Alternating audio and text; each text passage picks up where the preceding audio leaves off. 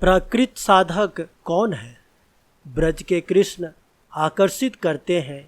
वे प्यार की नज़र से देखते हैं। वे कहते हैं, तुम आओ, मुझसे दूर मत रहो। तुम्हें मैं क्यों नहीं देख पा रहा हूँ? तुम क्यों आड़ में छिपे हुए हो? तुम पास आओ। जो जितना उसके पास उनके सानिध्य में जाएगा, वह परम पुरुष के विराटत्व को उतना ही अधिक अनुभव करेगा और उसका मन विराटत्व से आच्छान्न होता रहेगा। और आच्छान्न होते होते जब चरम निकट पहुँचेगा, अर्थात सहस्रार में पहुँचेगा, तब उसकी आच्छान्नता तन्मयता में रूपांतरित हो जाएगी। तब वह स्वयं को भी खोज नहीं पाएगा। वह ब्रज कृष्ण अर्थात परम पुरुष के साथ मिलकर परम पुरुष ही हो जाएगा। विराट ब्रह्मांड में परम पुरुष एक ही है, दो नहीं है। इसीलिए जितने साधक हैं, जब वे परम पुरुष के पास आते हैं तो अनेक नहीं रह जाते, वे एक हो जाते हैं।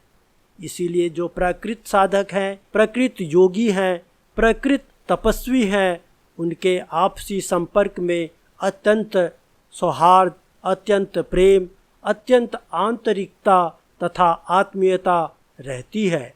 इसीलिए मैं साधकों पर भरोसा रखता हूँ और भरोसा रख कर कहता हूँ कि पार्थ सारथी कृष्ण ने जो चाहा था, ब्रज के कृष्ण का जो अभिप्राय था, तुम लोग मिलजुल कर अल्प प्रयास से ही उनका वह कार्य पूर्ण कर सकते हो। वर्तमान समाज की काया पलट करके, समाज का नए ढंग से निर्माण करके प्रत्येक मनुष्य को साधना करने का तथा मानसिक व आध्यात्मिक जगत में विचरण करने का सुयोग दे सकते हो।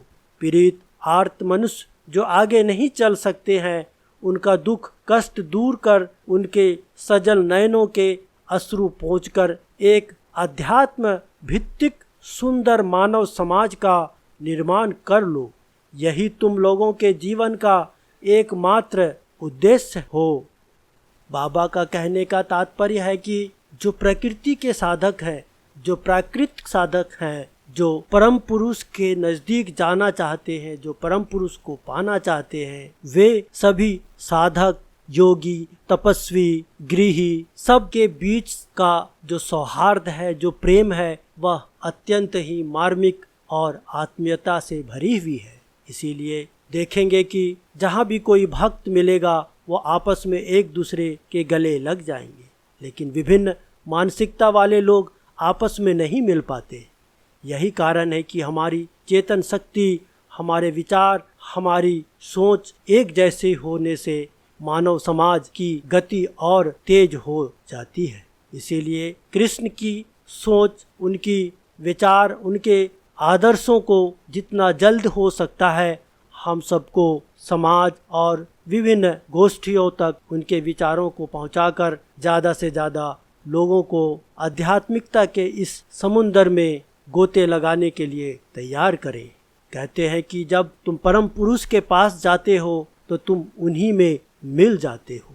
समुद्र का एक बूंद पानी भी समुद्र में मिलकर एक हो जाता है। कहते हैं कि लाली देखन मैं गया, मैं भी हो गया लाल। यही है परम पुरुष का संपर्क। जब भक्त उनके संपर्क में आते हैं, जब साधक परम पुरुष के पास पहुँचते हैं तो वह एक हो जाते हैं। वह अपने को भुला देते हैं, या वह क्या है, वहाँ मैंपन खत्म हो जाता है, वहाँ रह जाता है एकत्व। इसीलिए योग का यहाँ तात्पर्य है एक से मिलकर एक हो जाना। 1+1 2 नहीं है, यहाँ 1+1 मतलब 1 है। आप सबको अच्छा लगा है तो ज़रूर कमेंट करें, शेयर कीजिए अपने परिजनों को, दोस्तों को, और लाइक कीजिए ताकि हम आनंद मार्ग के सिद्धांतों को ज़्यादा से ज़्यादा लोगों तक पहुंचा सके। इसीलिए हमारा जो भी संदेश होगा आपके पास सबसे पहले पहुंच जाएगा।